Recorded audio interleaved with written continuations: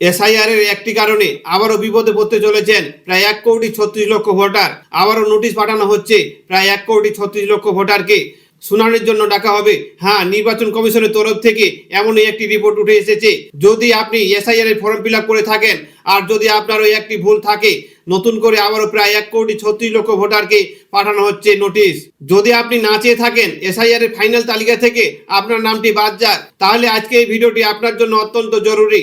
অল্প সময়ের একটি ভিডিও, একটুকু স্কিপ না করে শেষ পর্যন্ত দেখুন। আলোচনা শুরু করার পূর্বে আপনাদের কাছে একটাই রিকোয়েস্ট, ভিডিওটিকে অবশ্যই একটি লাইক দিয়ে জনস্বার্থে প্রচুর পরিমাণে বন্ধু বান্ধব আত্মীয় স্বজনকে শেয়ার করুন, কারণ আপনার একটি শেয়ার দ্বারা অন্যজনে জানতে বুঝতে অনেকটাই সুবিধা হবে।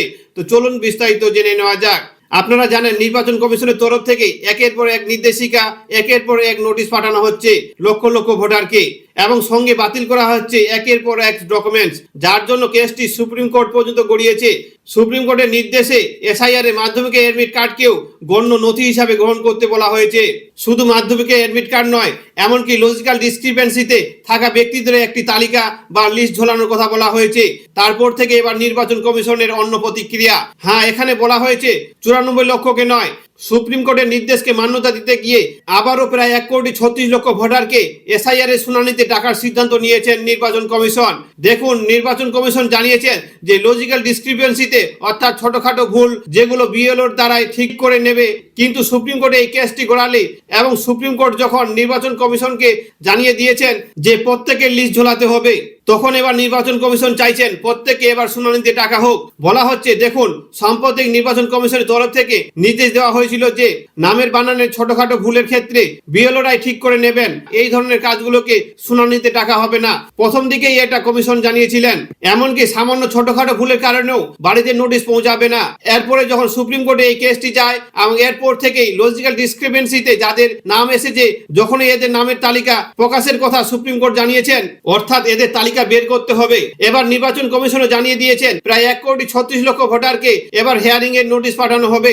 অপরদিকে আবার এই মুহূর্তে এমন একটি রিপোর্ট উঠে এসেছে যে এসআইআর এর চূড়ান্ত ভোটার তালিকা প্রকাশের দিনক্ষণ বদলাবে, অর্থাৎ পিছানো হবে চূড়ান্ত ভোটার তালিকা প্রকাশের দিনক্ষণ।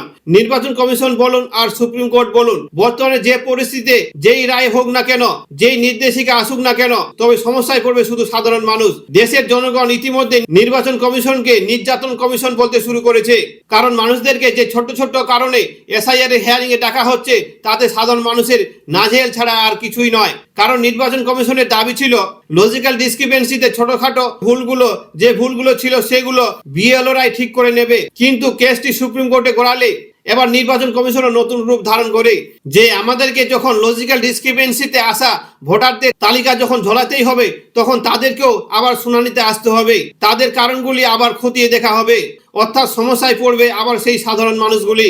এখন প্রশ্ন হচ্ছে একটাই, ভোটার কার্ড সাধারণ মানুষ তৈরি করেনি এবং ভোটার লিস্টও সাধারণ মানুষ তৈরি করেনি।